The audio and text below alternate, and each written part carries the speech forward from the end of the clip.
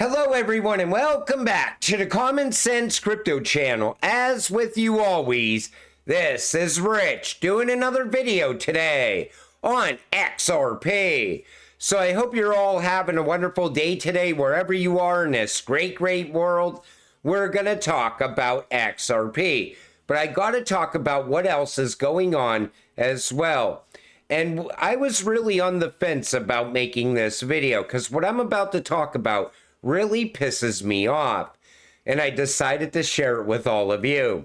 So we're looking at XRP on the one-day chart, sitting here just under 52 cents.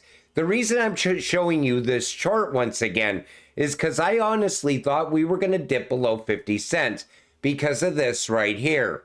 Biden vetoes the bill that would revoke the SEC SAB 121, maintaining the ban on large financial institutions from taking custody of Bitcoin and other cryptocurrencies. You know, this bill could have easily been what sets this market off. It could have sent all of crypto skyrocketing in price. And you know, this also keeps power at the SEC. So you could figure that we're going to see more crackdowns coming from Gary Gensler on crypto going forward. But this could have helped the banks. It could have allowed the banks to custody crypto assets, offer crypto to their customers as well. This was a great path forward for innovation and crypto. And you know, why didn't he do this 2 days ago? You know why? He was waiting for Trump to be found guilty. Then all of a sudden, they're back to being anti-crypto once again. Remember, this administration wanted to push towards being pro-crypto just a few days ago. What happened with that? Well, now you know their actual intentions going forward. They are going to continue to try to crush this country down as much as they possibly can. This administration is on board with the Great Reset, and nobody is going to change my mind on that. Biden stops and flashes a big smile when a reporter asks if Donald Trump is a political prisoner. Take a look at this. Mr. President, can you tell us, sir, Donald Trump refers to himself as a political prisoner and blames you directly. What's your response to that, sir? Do you think the conviction will have an impact on the campaign? He doesn't even have a comment because half the time he's out of it. 99% of the time he has no clue what's even going on. Somebody else is running this country from behind the scenes. And look at what happened. Total raised in 24 hours after Biden's sham trial. $52.8 million. You know, this isn't just about Trump anymore. This is about our justice system, how crooked our justice system actually is. And now I see people saying that they wouldn't have voted for Trump before, but now that he was found guilty, now they're voting for Trump. This only made Trump stronger. You know why? Because if you turn your opponent into a martyr, people will always support a martyr. They will always get behind someone who is a victim. And you know, that's what the Biden administration actually did. And I even posted a comment on this because of that. Because that's what they did.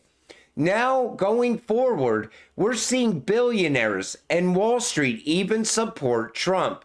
Take a listen to this. Okay, money really talks. Schwartzman standing behind Trump. Haley has put her political baton behind Trump. We're going to talk a little bit more about Bill Ackman in just a moment. A little bit of breaking news on that. We understand he is readying to back Trump. So the donors, the real private money donors, and I emphasize the word private versus public, they are unabashed and unafraid and not dissuaded from backing Trump at this juncture. That's correct. We heard from Steve Schwartzman on Friday. We're waiting.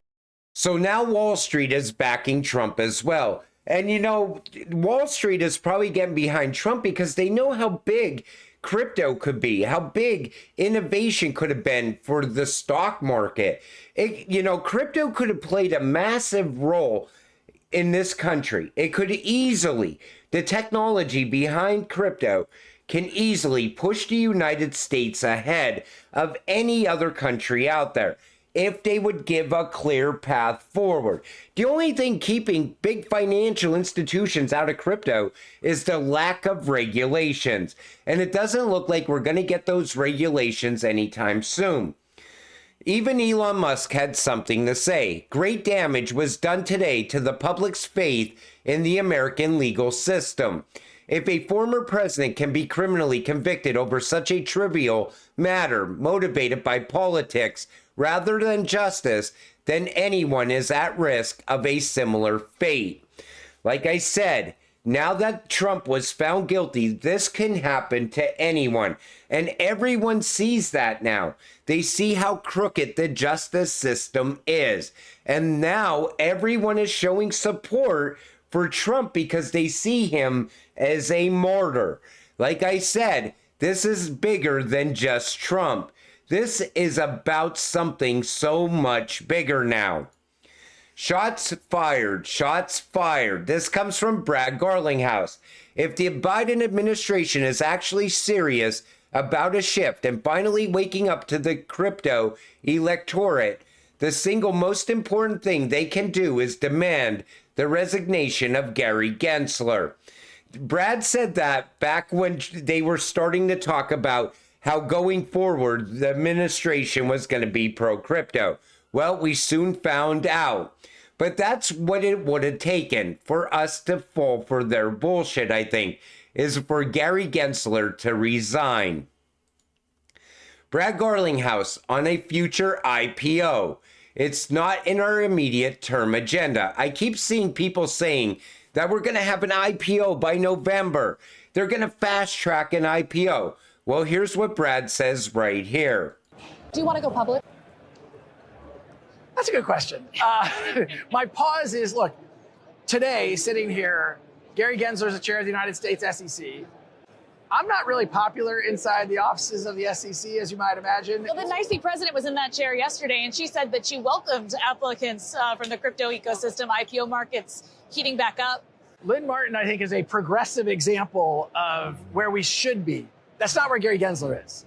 And so the SEC has to approve an S1. Going public in the United States for Ripple right now, I don't think makes any sense. I think Coinbase, as a public company in the United States, probably regrets that decision.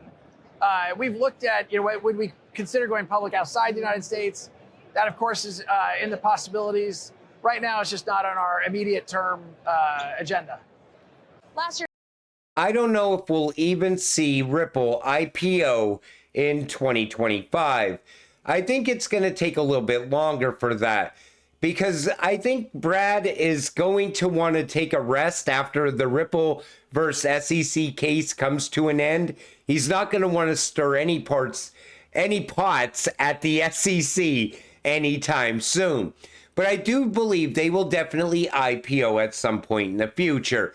How will that affect the price of XRP? Nobody really knows yet. I see people making all types of predictions around that, saying if Ripple was to IPO, all of a sudden, we would be looking at a 4-digit XRP.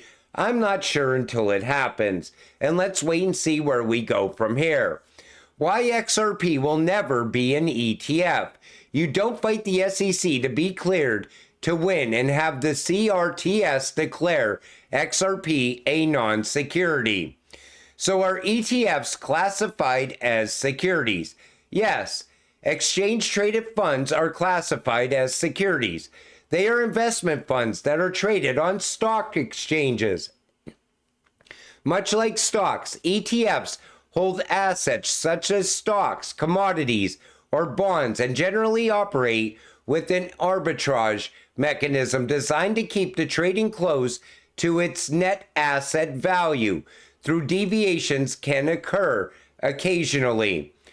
So that's why I don't see an ETF coming for XRP. But people will argue with you on that all day long as well. I said we never need an ETF. If we get one, then so be it, but I don't see it happening. You know, in this video, I talked about how everything looks now as far as regulations. I still think the US can pass stablecoin regulations this year. In fact, I think they'll allow that to go through relatively quick because a stablecoin puts you on the path to a CBDC. I think Biden is most likely going to veto anything that is anti-CBDC as well, like that Tom Emmer bill. That still has to make it through the Senate, and most likely it will be shot down, because I think this administration wants to push full steam ahead with the CBDC. I think they're going to try to fast track it before the next election even, like I've been saying all along. You know, when I tell you that everything that we're following is on the path towards the Great Reset, it absolutely is. Look at everything that Klaus Schwab talked about. Look at the path that we're on right now. Nothing has changed in any way. And every time someone comes up with a way to change things, somehow they just crush it out any chance that they get. And that's why I decided to share this video with all of you.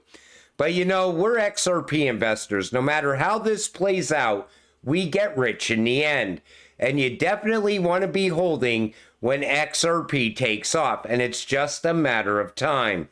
But until it all happens, stay patient, stay positive, and let's get rich together.